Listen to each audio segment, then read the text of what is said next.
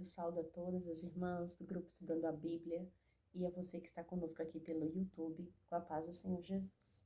Já vou deixar aqui o meu convite. Se você que é aqui do grupo, do Telegram, e deseja incluir uma das suas amigas, irmãs em Cristo, aqui no nosso grupo, é só você estar chamando uma das administradoras que nós vamos estar adicionando sim, tá bom? O grupo é só para mulheres. E se você está nos acompanhando aqui pelo YouTube, você pode estar deixando aqui a sua mensagem que a irmã Elizabeth vai estar entrando em contato com você, porque ela é responsável por esse canal, e vai estar convidando você e te encaminhando também para o grupo do Telegram, um grupo focado no estudo da palavra.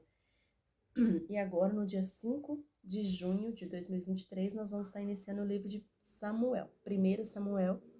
Então, eu estou convidando vocês aqui para acompanhar esse vídeo para uma pequena introdução em forma de convite, para você ser o nosso convidado a estar também participando conosco do estudo do livro de Samuel. Samuel, hoje nós temos a Bíblia que nos relata 1 Samuel e 2 Samuel, mas ele era um livro unificado, ok? Então, na primeira tradução para o grego, foi feita essa divisão, mesmo por uma questão de tamanho mesmo do livro, foi feita essa divisão, e assim até hoje, em latim, e até hoje segue dessa forma. Mas ele é um único livro. Com relação ao seu autor, também nós não podemos afirmar, porque nós não temos um conteúdo que nos dá esse respaldo, para afirmar quem é o autor. Muitos dizem que parte dele foi escrita por Samuel, outros relatam que não tem como ter sido Samuel, porque relata a própria morte de Samuel. Então, o que a gente tem como indicativo com relação ao autor é que esse conteúdo, tá, da primeira parte ali do livro de Samuel, sim, Samuel tem os seus escritos, e também Natã e Gade são contribuidores para o livro de Samuel. Mas, como eu expliquei, não existe uma definição. Muitos levam a crer que, alguns teólogos estudos dizem que são estes conteúdos escritos por Samuel e o conteúdo escrito por Natã e Gade que estão inclusos no livro, mas que foi redigido por um autor desconhecido. Então, a gente tem essas duas linhas para o autor do livro. O livro de Samuel, ele começa ali, né, já relatando que está vindo naquele período pós-Juízes e o início ali do período dos reis. Samuel, ele era um profeta juiz. Então, ele está ali na divisão, né, do período só dos juízes. Ele é um profeta juiz. Esse livro, ele, geograficamente, os acontecimentos foram na região central de Israel, né, na região central, onde havia maior população do povo de Israel. Ele vai relatar, ele vai falar muito, né, de 3 personagens em especial. Ele vai falar do próprio Samuel, vai falar de Saul e vai falar de Davi. Uma outra característica bem interessante, né, que nos leva a refletir dentro desse livro, é que ele é um livro para que a gente possa fazer uma autocomparação.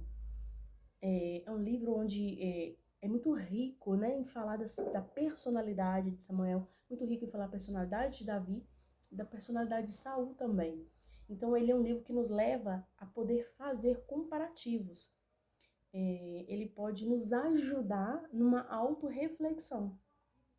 A gente tem isso aqui dentro da palavra. Então, basta como a gente vai dirigir o nosso olhar. Se você trouxer para um olhar de comparação, avaliação entre as características em comum que você tem com Davi, que você tem com Samuel, que você tem com Saul, ele vai te ajudar muito, tá? Porque ele fala aqui quais são as características que nós não devemos ter, quando a gente vai aprofundar, né, nas características de cada um deles.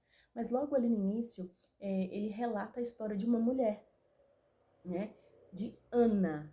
Eu tenho uma história em particular com o livro de Samuel. Meu marido, ele sempre,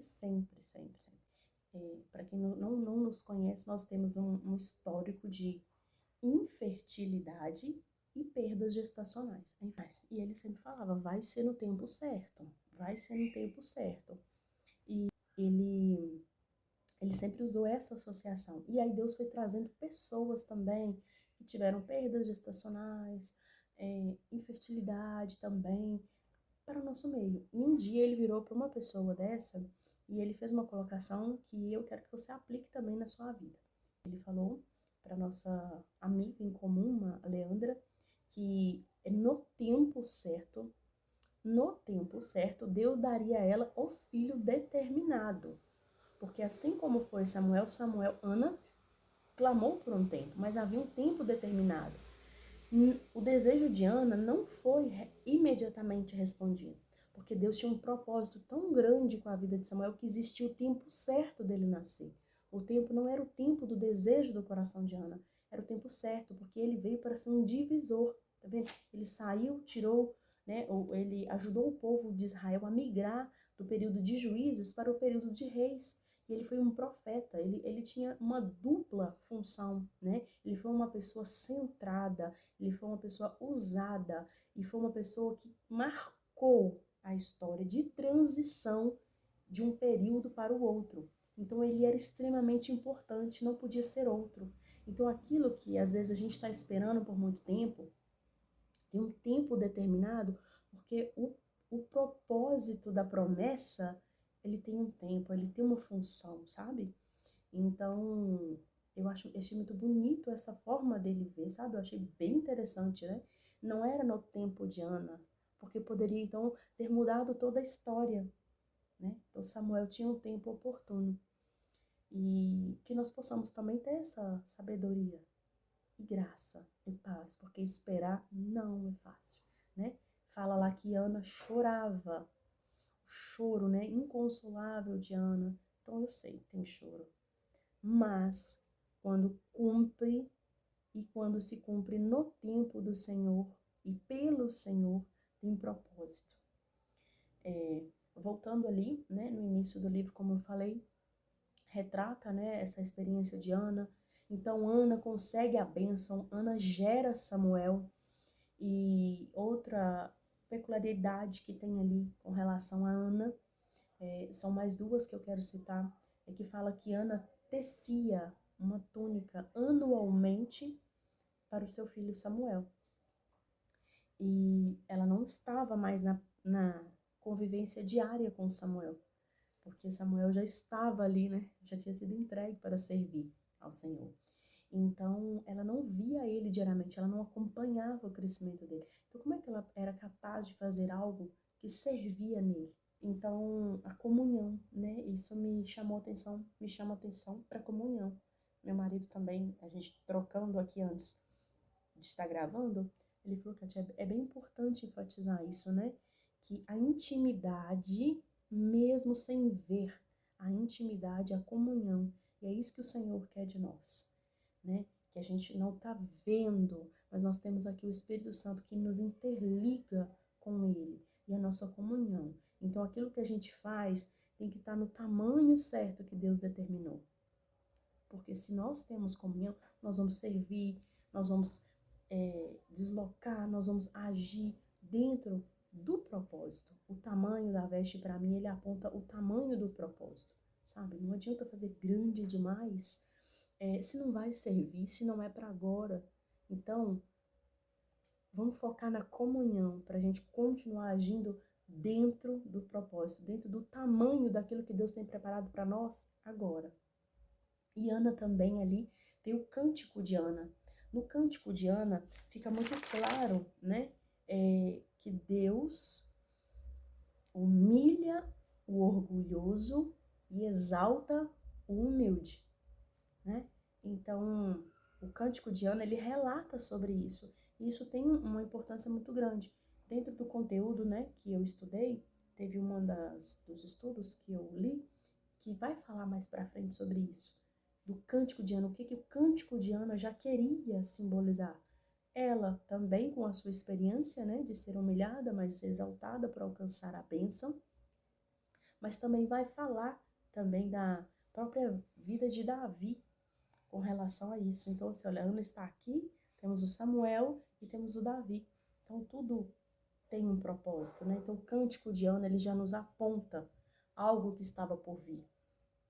O povo naquele período ali era um povo que estava totalmente deturpado os seus valores, o povo, os líderes, né, que eram os juízes, os líderes daquela época, totalmente corrompidos, imorais, injustos.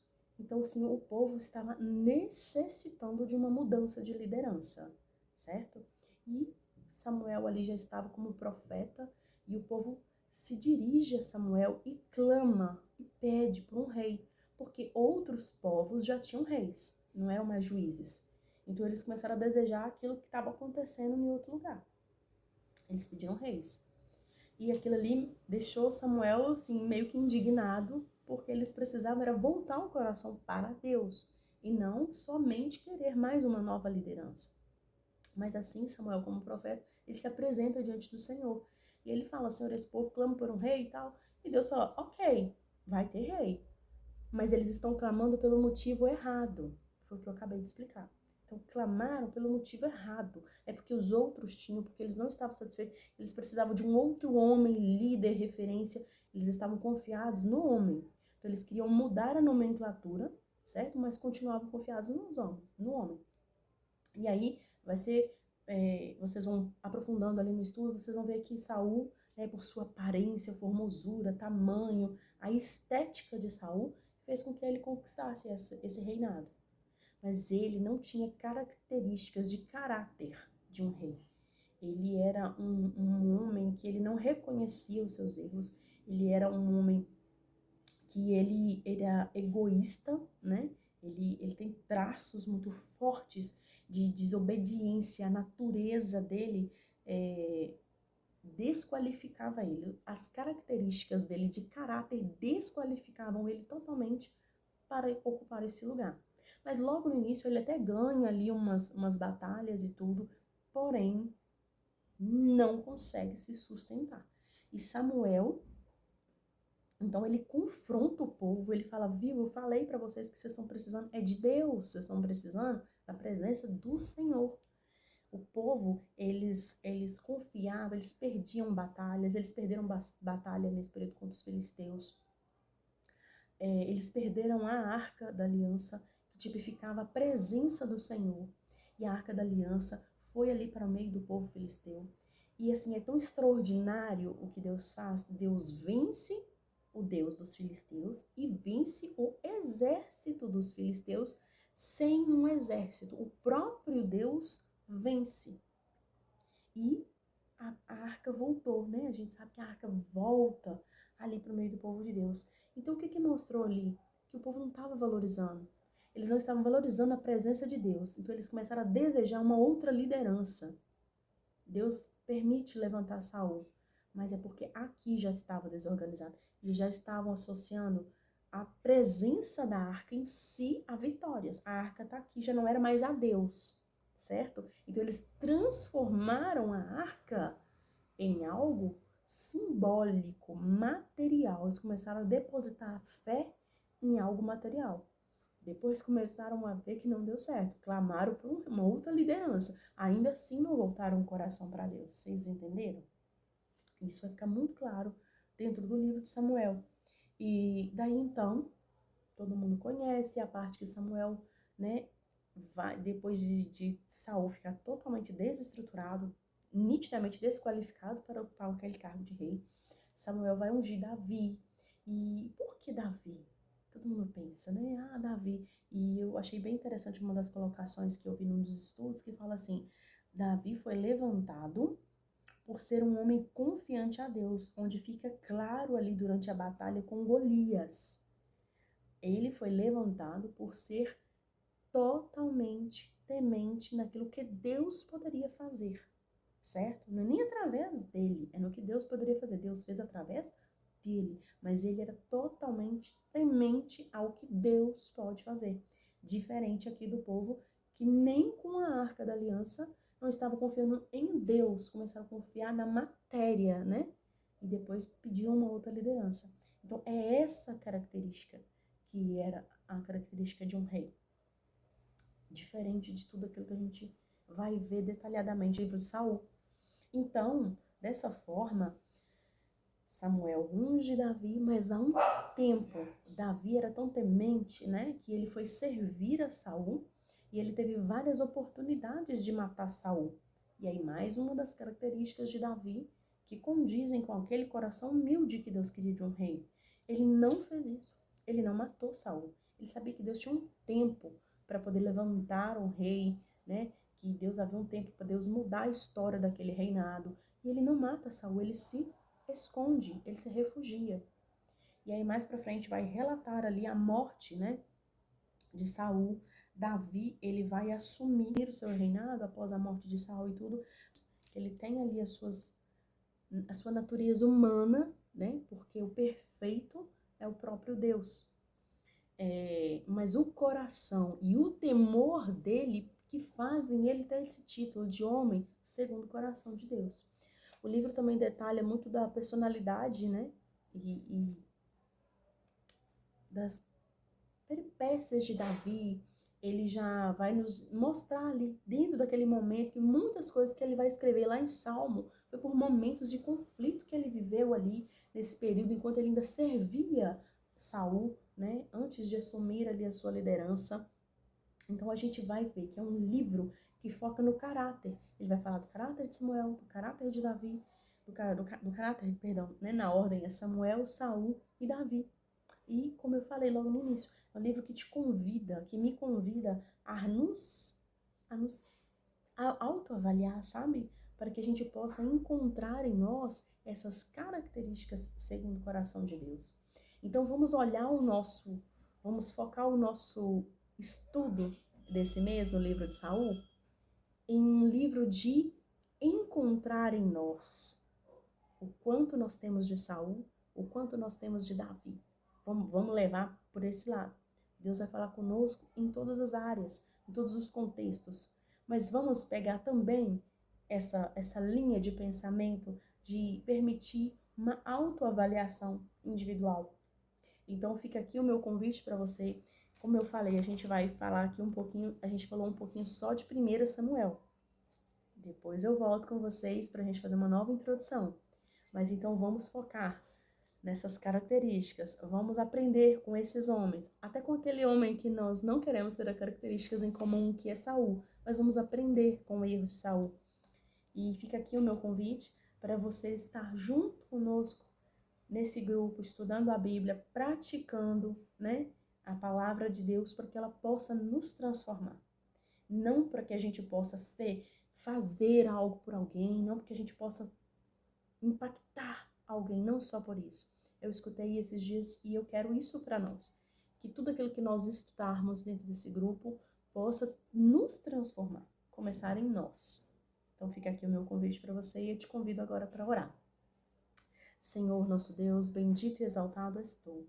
Nós estamos, Senhor Deus, iniciando mais um período de estudo da tua palavra. Senhor, com toda a liberdade, envia o teu Espírito Santo para falar em nós, para falar conosco. Nos dá, Senhor Deus, esse autoconhecimento direcionado pelos olhos do Senhor, para que nós possamos ser moldados segundo a tua palavra, para termos um coração segundo o próprio Deus. Senhor, fica conosco, abençoa a família de cada pessoa que está assistindo, Senhor Deus, esse vídeo. Derrama sobre nós a tua graça.